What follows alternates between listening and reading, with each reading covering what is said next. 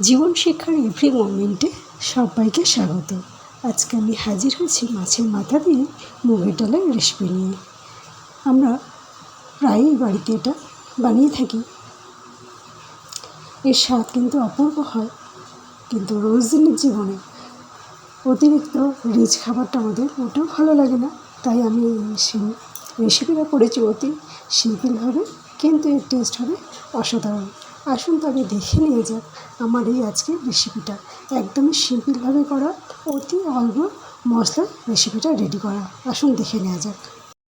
ডালটাকে আমি ভালো করে ভেজে ধুয়ে নিয়ে সিদ্ধ বসিয়ে দিয়েছি। অন্যদিকে আমি কড়াইটা বসিয়ে দিয়েছি গরম হওয়ার জন্য। গরম হওয়ার পরে আমি সর্ষের তেলটা দিয়ে দিলাম, দিয়ে এটা গরম হতে দেব।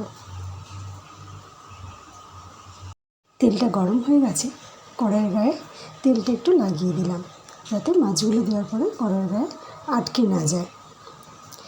এবার আমি মাছের মাথাগুলো দিয়ে দিলাম। এবার এগুলো কিছুক্ষণ দিয়ে রেখে দেবো, তাহলে ভাজা হয়ে যাবে। অপরদিকে আমি ডালের ফেনাটা কাটিয়ে তুলে দেব। ডালের ফেনাটা তুলে দিলে কী হয়, ডালটা একটু বেশি টেস্টি হয়ে যায়। ডালের ফেনাগুলো থাকলে অত টেস্টি হয় না, তাই ডালের ফেনাগুলো আমি তুলে দিলাম।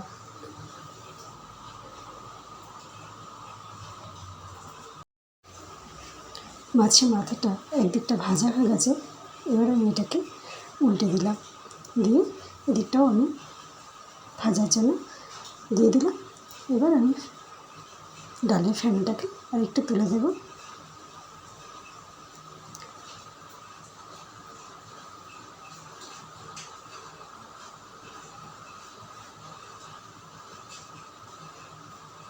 দেখুন ডালটা মোটামুটি সিদ্ধ হয়ে গেছে। এই অবস্থায় আমি গ্যাসের ফ্লেমটাকে অফ করে দিলাম। এদিকে মাছের মাথাটাও আমি একটু ভালো করে নাড়িয়ে চাড়িয়ে ভেজে নেব। মাছের মাথাটা যত ভালো করে ভাজা যাবে, ডালের টেস্টটা কিন্তু ঠিক ততটাই বেশি হবে আর ততটাই সুন্দর হবে। মাছগুলো মোটামুটি ভাজা হয়ে গেছে, এবার আমি এটাকে অন্য একটা পাত্রে নামিয়ে নেব।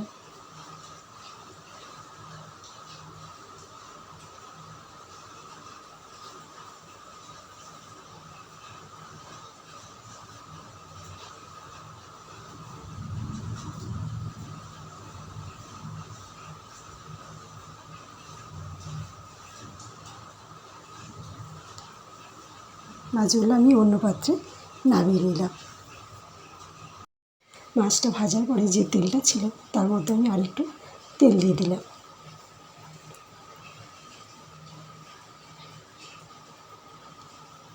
তেলটা গরম হয়ে যাওয়ার পরে এর মধ্যে ফোড়নে দিয়ে দেব একটা তেজপাতা। তেলটা গরম হয়ে গেছে, ফোড়নে দিয়ে দিলাম তেজপাতা। তেজপাতাটা তেলের মধ্যে দিয়ে একটু নাড়িয়ে চেড়িয়ে নিলাম।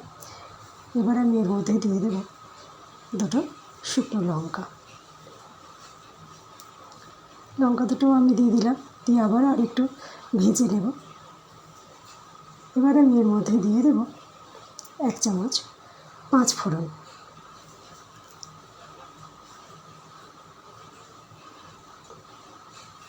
পাঁচফোড়নটা দিয়ে দিলাম।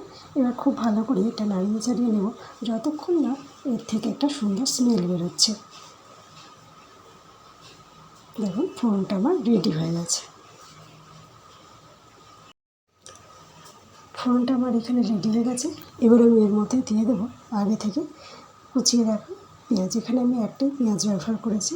পেঁয়াজটাকে দিয়ে দিলাম।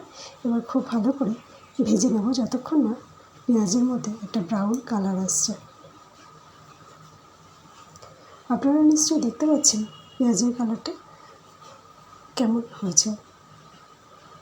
দেখুন, আপনারা দেখতে থাকুন, যতক্ষণ এটা ব্রাউন কালার আসছে ততক্ষণই আমি এটা ভেজে নেব।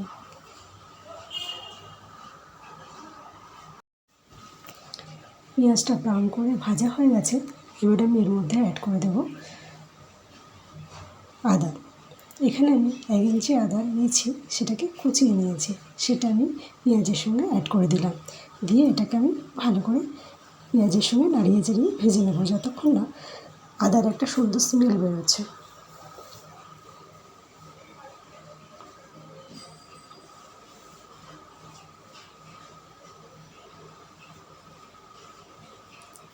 এবার আমি এর মধ্যে অ্যাড করে দেবো আগে থেকে কুচিয়ে রাখা কাঁচা লঙ্কা। এখানে আমি 4টে কাঁচা লঙ্কা ব্যবহার করেছি। সেই কাঁচা লঙ্কাগুলো দিয়ে দিলাম, দিয়ে আবারও নাড়াচাড়া করে ভালো করে ভেজে নেব সমস্ত কিছুর সাথে।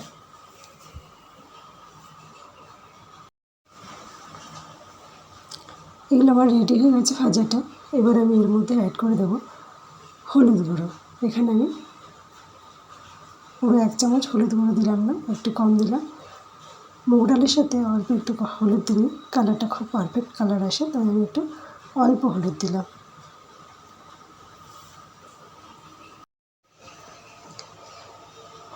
মশলাটা আমার রেডি হয়ে গেছে। এবার আমি এর মধ্যে দিয়ে দেবো আগে থেকে ভেজে রাখা মাছের মাথাগুলো। মাছের মাথাটা আমি দিয়ে দিলাম। এবার আমি ভালো করে মশলার সঙ্গে মাছের মাথাটা ভেঙে ভেঙে দেবো আর নাড়াচাড়া করে মিশিয়ে নেব। ভালো করে মশলার সঙ্গে মাছের মাথাটা দিয়ে কষিয়ে নেব।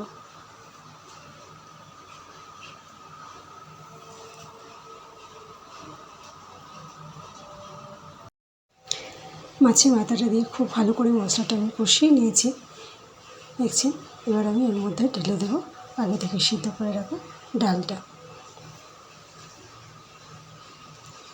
ডালটাও আমি এখানে দিয়ে দিলাম, দিয়ে মশলার সঙ্গে খুব ভালো করে নাড়িয়ে চাড়িয়ে মশলাটাকে ডালের সঙ্গে মিশিয়ে দেবো। আমার চ্যানেলে নতুন বন্ধু হয়ে থাকলে চ্যানেলটা সাবস্ক্রাইব করে নেওয়ার অনুরোধ রইল। পাশে থাকা বেল আইকনটাকে প্রেস করে দিয়ে অল করে রাখবেন, তাহলে আমার চ্যানেলে যখনই নতুন নতুন কোনো রেসিপি ছাড়বো সবার আগে আপনাদের কাছে পৌঁছে যাবে। এবার আমি ডালের মধ্যে অ্যাড করে দিলাম স্বাদ অনুযায়ী লবণ। লবণটা দিয়ে খুব ভালো করে ডালটাকে নাড়িয়ে চাড়িয়ে দেবো, যাতে সব জায়গায় লবণটা খুব সুন্দরভাবে মিশে যায়।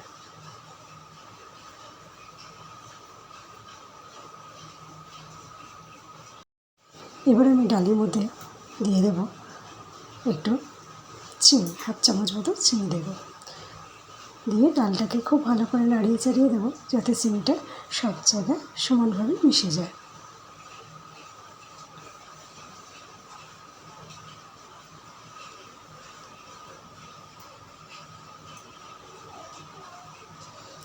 এবার আমি এর মধ্যে দিয়ে দেবো গরম মশলা গুঁড়ো,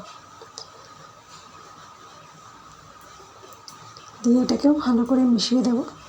দিয়ে আমি ডালটাকে নামিয়ে নেবো। ডালটা আমার কমপ্লিট হয়ে গেছে। সবাই ভালো থাকবেন, সুস্থ থাকবেন। আজ এই পর্যন্ত। আবার অন্য কোনো দিন হাজির হয়ে যাবো অন্য কোনো নতুন রেসিপি নিয়ে। ধন্যবাদ।